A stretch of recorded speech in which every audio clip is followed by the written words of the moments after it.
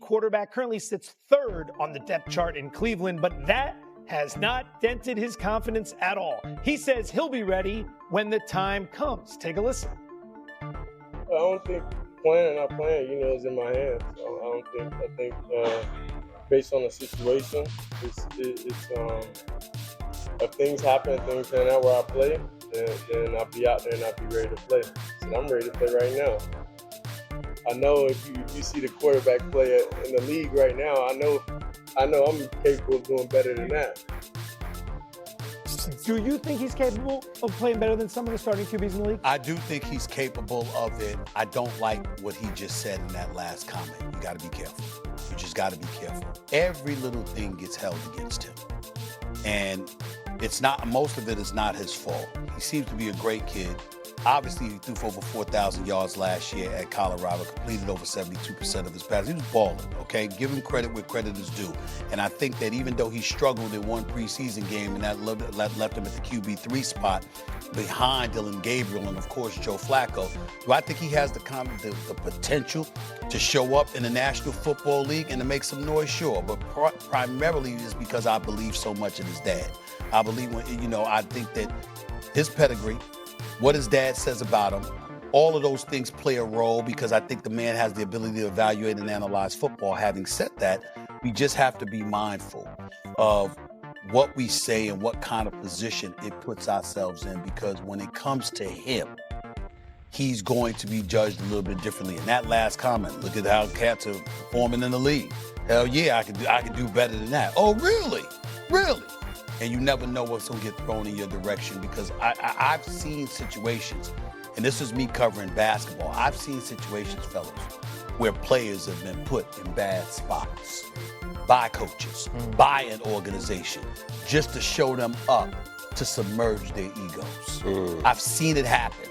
And don't tell me it can't happen in football, where coaching is far, far, far more valuable. But it happened to him. And it happened to him. Did you know the third preseason game that we saw Shedeur play, it was like, bro, 87 to 94% of the players that you were playing with or trying to compete with did not make the team.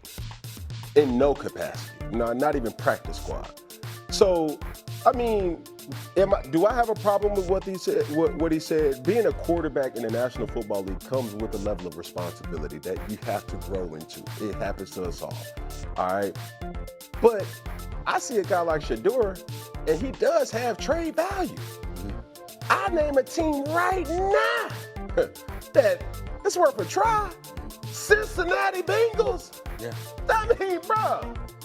And then you get a good situation. Okay, you light a fire, you get everybody excited. He can learn behind, obviously when Joe Burrow comes back. But the petty cam in me want to say, hey, Miami. What can he do? Lose a game? What y'all gonna go 0-4? But that was just me being facetious. But the reality is, Shedeur is in a situation that even when we had our discussions, it's like, bro, stay ready. And understanding not just the quarterback position, understanding the professionalism that this game expects you to be. The first one in, last one to leave, knowing how to treat your body. When you see certain things like, oh man, my shoulder's sore, you're like, yeah, bro, like, hey, get your guy, get your gal. You know what I'm saying? Get the proper treatment. You know what I'm saying? Get your routine, perfect your routine. And once you understand that, and when you have that opportunity, maximize it to the best of your ability. Listen, I know how to be honest and self-aware, right? Deion Sanders is big brother to me. I love Shedeur Sanders. I think he prepares. I think he works hard. I think he's dedicated to his craft. I look at the NFL, Tennessee, Atlanta, the Giants, New Orleans, Cincinnati, the Jets, Cleveland, Miami, Houston, Carolina, Denver, Minnesota, New England. I think all of those teams have the exact same record if Shedeur Sanders is their quarterback. Also, I think this, though. I've not heard from Jalen Milroe this year. He's actually played snaps in games. I haven't heard from Quinn Ewers this year. He's the third quarterback in Miami. I haven't heard from Dylan Gabriel, who's actually the number 2 in Cleveland. The thing about Shedeur Sanders is he also has to understand what comes along with being Shedeur Sanders. What is the microscope of being Shedeur Sanders, how everything that I say and do is going to be critiqued as to how prepared I am to lead an organization. Because for whatever it's worth, I tell this to any young kid I talk to, you have to know who you are in every room and who everybody else is in that room. It doesn't mean you got to dim your light. It doesn't mean you have to have fake modesty or humility, but you got to understand, in Cleveland, you're the 3rd quarterback. In Cleveland, you're the 5th round pick. And you're going to get that level of opportunity. You're going to get that level of treatment. You're going to get that level of respect. So when you speak, you have to speak from that place. Because whether you believe the quarterback play in whatever place is something that you're better than, at least in your own building, they don't think you're better than Joe Flacco. At least in your own building, they don't believe you're better than Dylan Gabriel.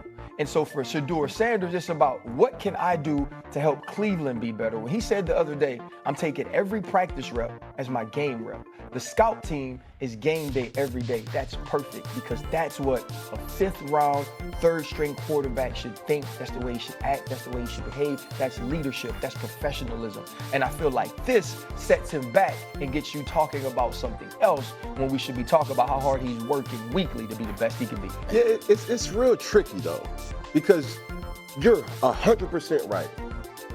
But what maturity has taught me, 2 things can be right. Yeah, 2 things. No matter how pristine his delivery is, it still is going to be analyzed, microscoped, and really observed at a magnitude that 100%. Dylan Gabriel is not, respectfully.